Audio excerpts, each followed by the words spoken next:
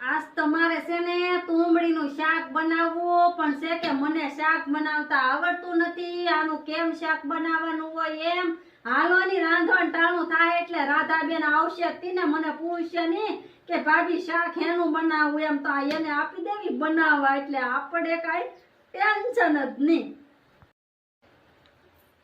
ભાભી ભાભી આજે હેનું શાક બનાવવાનું છે?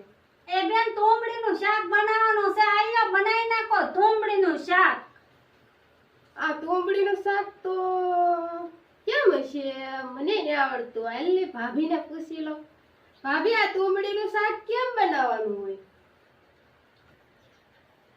લા તો મને ખબર ને હાલ ની આવડે એવું કી દઉં. એ બેન આને પેલા બાફી નાખવાનું. પછી બાફીને પછી તેલ મરચું મીઠું બધું નાખીને ડોયો કરીને હલાઈ નાખવાનું. સાવ આવી રીતના બનાવી નાખો શાક.